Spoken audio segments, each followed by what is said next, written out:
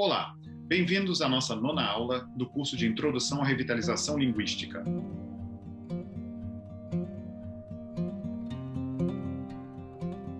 Hoje nós vamos falar sobre formas de transmissão linguística que estão diretamente relacionadas com o ensino formal em escolas. Primeiro, eu gostaria de enfatizar que a revitalização linguística não é a mesma coisa que educação escolar indígena. Por isso, nós já vimos ações de transmissão de língua que ocorrem fora da escola. Temos que lembrar que, para a revitalização linguística, o que importa é a transmissão linguística. A princípio, não existem outros objetivos educacionais. Já a educação escolar indígena foca na formação educacional mais ampla. A língua pode ou não ser um dos objetivos. Pensem em todas as disciplinas que são ensinadas nas escolas. Pense nos professores de todas essas disciplinas. A educação escolar formal está envolvida em todos esses temas. Por isso, quando falamos da formação do professor indígena, estamos falando de uma formação mais completa para trabalhar em escolas como professores. E quando nós falamos da formação de um professor de língua, estamos falando de uma formação específica daquele professor que vai saber dar aula de língua dentro de uma sala de aula. Nesta aula, nós focaremos em quadros e programas para o ensino formal de língua. Por que é preciso uma formação específica para ser professor de língua? O ensino escolar impõe muitas limitações. Por exemplo, o tempo e o contexto de exposição à língua. Quando falamos de transmissão linguística em casa, estamos falando num tempo muito maior de exposição à língua. Quando falamos de transmissão de língua na escola, em um curso, existe uma limitação evidente na quantidade de horas e no momento em que a criança está exposta à língua. Outro elemento importante é o da estrutura das turmas. Muitas vezes temos 20, 25 alunos na mesma turma, na mesma idade, mas com conhecimentos linguísticos completamente diferentes. Os tipos de atividades de ensino também impõem algumas limitações. E, por último, os objetivos e os mecanismos de avaliação, que são comuns em escolas. Por isso, um programa de língua em escolas tradicionais precisa de uma estrutura adequada ao seu contexto. Idealmente, um professor de língua deve conhecer a língua formalmente e funcionalmente, e aqui não se enganem, o conhecimento da língua não é porque o professor tem que entrar em sala de aula e dar um monte de aulas de gramática. O conhecimento da língua é para ele ter mais ferramentas pedagógicas para saber como trabalhar a língua com os alunos. O professor também precisa conhecer teorias de aprendizado, ele precisa saber que abordagens de ensino ele pode usar para os seus objetivos. Ele precisa conhecer técnicas para facilitar o aprendizado, incluindo a preparação de material didático adequado para a língua. Ele também precisa entender a estrutura de diferentes tipos de programas de língua. E, por fim, usando todo esse conhecimento, ele tem que saber organizar um curso, organizar as sequências de aulas, as sequências de atividades. A preparação de um programa de língua também requer um conhecimento sobre os alunos. O tipo de programa, a abordagem de ensino, a estrutura das aulas, etc., depende das características e necessidades dos alunos. Temos que considerar alguns fatores fundamentais, como, por exemplo, a idade dos alunos, o conhecimento da língua que esses alunos trazem para a sala de aula e os objetivos do nosso programa. Hoje vamos falar de programas com base em dois tipos de alunos. O primeiro seriam crianças que falam fluentemente a língua. Neste caso, a língua é vista como um objeto e instrumento de educação escolar. No segundo caso, estamos falando de crianças, jovens e adultos que não são fluentes na língua. Por isso, o objetivo do aprendizado da língua é para a comunicação. Em linhas gerais, o aprendizado e as abordagens de ensino se dão de forma distinta para os dois grupos. Vamos dizer que o primeiro grupo se encontra nesse contexto de alfabetização e letramento e que o segundo grupo se encontra nesse contexto de ensino de segunda língua ou de língua de herança. Vamos agora olhar programas para esses dois tipos de público. Vamos começar falando do ensino de segunda língua, já que para muitas comunidades este vai ser o contexto mais adequado. Quais seriam alguns objetivos e características de programas de segunda língua? Um objetivo principal seria facilitar a aquisição da língua por pessoas com nenhuma ou com limitada fluência na língua. Pessoas com limitações na comunicação oral e escrita. O que se pressupõe do aprendiz de um programa de segunda língua? Primeiro, temos que reconhecer a existência de uma outra língua cognitivamente dominante e que este aprendiz tem uma capacidade de comunicação maior nesta língua dominante. Tudo que nós vamos dizer a partir de agora depende desta noção de língua dominante. Essa noção pode ser bastante complexa,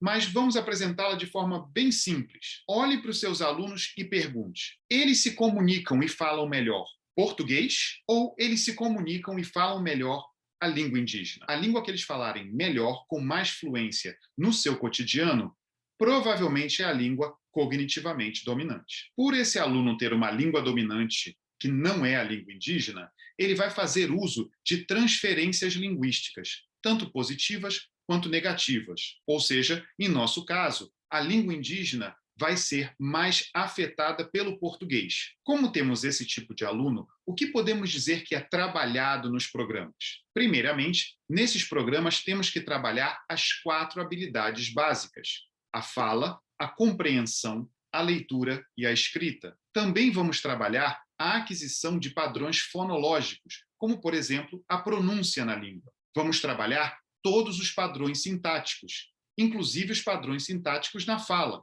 Temos que apresentar um vocabulário mais completo, trabalhamos as habilidades comunicativas e a capacidade de interação naquela língua. Lembrem-se que esse aluno está aprendendo uma língua que conhece pouco ou que não domina completamente. Por isso, precisa aprender a pronunciar as palavras corriqueiras do cotidiano e até o princípio de certas construções que são básicas na língua. Quais são algumas das abordagens e a estrutura normalmente usada em programas de segunda língua? Existem, na verdade, muitas abordagens e métodos. Algumas das mais famosas são a abordagem comunicativa, o método audiovisual, método natural, o chamado Total Physical Response e outros métodos e abordagens usadas. É muito comum uma aula de língua combinar vários elementos dessas abordagens. Em geral, os programas têm estruturas que estabelecem a ordem dos elementos linguísticos a serem adquiridos, as situações de uso da língua trabalhadas e o vocabulário a ser usado. O objetivo desta progressão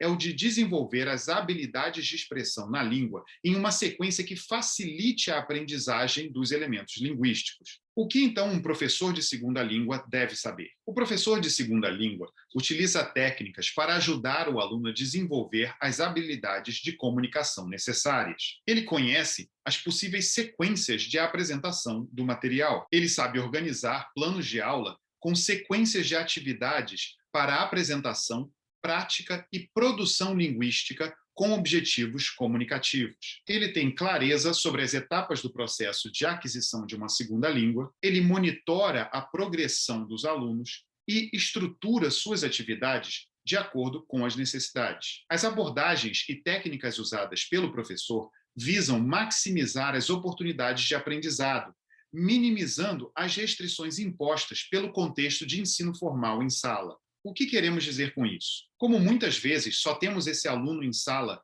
durante 3 horas por semana, ou 4 horas por semana, ou às vezes menos, é importante usar várias técnicas para maximizar o aprendizado. Um aluno que simplesmente escute a língua durante 3 horas por semana, sem uma estrutura, demorará muito tempo para desenvolver o seu conhecimento daquela língua. Por isso eu sugeri em outras apresentações que nós pensássemos em maneiras de transmitir a língua fora de sala de aula. Vamos falar agora dos programas chamados de alfabetização ou letramento, ou ensino de L1. Nessa apresentação, eu não farei uma distinção entre alfabetização e letramento. Esse tema é bastante complexo e precisaria ser tratado numa outra apresentação. Porém, vamos lembrar que tanto o termo alfabetização quanto letramento remetem a propriedades da língua escrita. O objetivo desses programas é o desenvolvimento das habilidades de leitura e escrita para servir como instrumento de aprendizado e interação com diferentes fontes de conhecimento. O que então se pressupõe do aprendiz que vai entrar num programa de alfabetização? Primeiro, se pressupõe que esse aprendiz já tem uma habilidade comunicativa oral na língua. Essa habilidade pressupõe um conhecimento implícito dos sistemas fonológico e morfossintáticos da língua. Esse aluno também tem o conhecimento de um vocabulário básico para a comunicação. É muito importante enfatizar esse conhecimento prévio do aluno. O processo de alfabetização não é um processo de ensino da língua para quem não fala a língua. Ou seja, ninguém alfabetiza uma criança francesa em russo ou uma criança que fala chinês em inglês. O que é trabalhado, então, nesses programas de alfabetização? Primeiro, obviamente, o sistema alfabético, a decodificação fonológica. Existem várias maneiras de se trabalhar a decodificação fonológica, mas em todas elas se pressupõe um conhecimento implícito da fonologia, ou seja, a criança já reconhece e sabe falar os sons da língua, para depois aprender a colocar no papel aqueles sons. Outro elemento muito importante são noções textuais, noções de gênero, de objetivos do texto, de estrutura textual. Também se trabalha o vocabulário e a habilidade de compreensão do texto. Junto com isso, acrescentamos, então, a estrutura e a organização do texto. Por isso, queremos fazer vários usos do texto para incentivar o chamado raciocínio de ordem superior. O que podemos falar de abordagens, teorias e métodos de alfabetização ou letramento? Assim como para a segunda língua, existem muitas abordagens, teorias e métodos usados, desde o estruturalismo, o funcionalismo, o método Montessori, Paulo Freire e muitos outros. Porém, todos eles enfatizam o fato de que a leitura não é saber juntar letras. Os programas de letramento nas escolas, então, tem o seguinte pressuposto: a aquisição do conhecimento é mediada pela habilidade de leitura. Reparem que isso leva a um currículo baseado em noções de letramento que são culturalmente estabelecidas. No final da apresentação eu vou falar um pouco mais sobre isso, mas eu tenho uma grande dúvida se programas de alfabetização e letramento, como os implementados para escolas no Brasil, são realmente os mais apropriados para contextos de ensino de língua indígena. Basicamente porque eles pressupõem um tipo específico de transmissão de conhecimento que está baseado no texto escrito. Essa é, obviamente, uma discussão muito mais complexa que não tem como ser feita aqui. Mas nós podemos falar um pouco sobre a complexidade e os desafios comuns em contextos indígenas.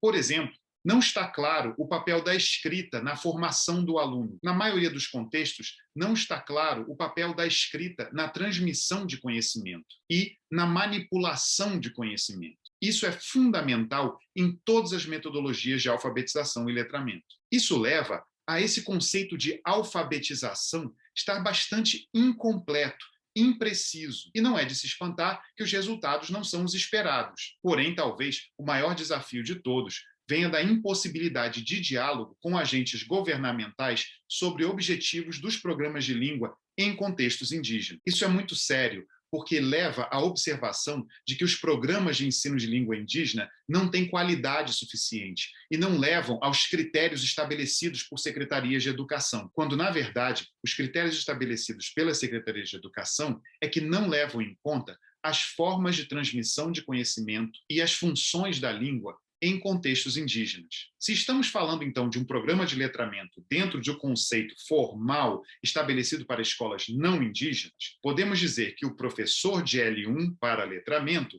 idealmente, é uma pessoa que usa a língua escrita como instrumento na sua própria vida cotidiana. Aqui talvez já esteja o primeiro problema com o programa de português nas escolas brasileiras. Este professor também entende os papéis da escrita na vida dos seus alunos. Ele também tem consciência do processo de aprendizado necessário e sabe avaliar o progresso dos alunos. Ele domina técnicas e abordagens para facilitar o aprendizado. E, por fim, ele conhece a estrutura dos programas de língua e entende a progressão dos materiais usados. Não só os materiais usados na sua série, como dos materiais usados ao longo de todo o programa, até o final do ensino médio. Os programas de letramento são complexos e longos. O que acontece e não acontece na primeira série afeta as séries subsequentes. Os alunos têm que adquirir os conhecimentos nos tempos adequados. E o professor tem que entender o seu papel em toda a sequência. O que podemos dizer, então, depois de ver esses dois modelos de educação formal? Primeiro, lembramos que os formatos de ensino vistos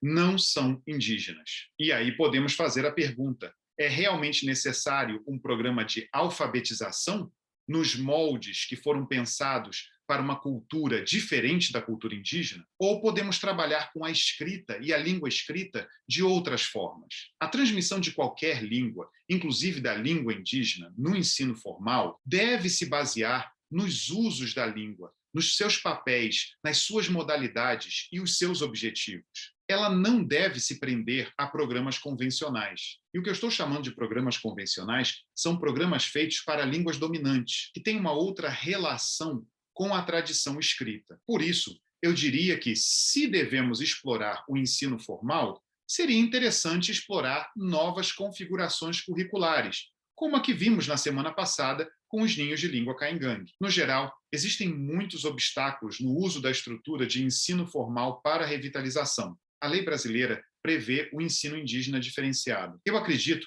que o ensino da língua é talvez uma ferramenta central na reconfiguração deste currículo indígena. Por isso, lembrem-se sempre de duas coisas quando pensarem em programas formais em escola. A primeira é: quem é o meu público? Ele é realmente um público de alfabetização? Ele é realmente um público de segunda língua? O que esses alunos precisam? Segundo, pense em como a língua funciona, como se faz a transmissão de conhecimento, qual o papel da modalidade escrita na transmissão de conhecimento, na relação entre as pessoas, na comunicação entre as pessoas. Esse é o ponto de partida para pensarmos em programas formais de ensino que são compatíveis com a cultura e a língua local. Chegamos assim ao final da nossa aula. Obrigado por assistir e até a próxima.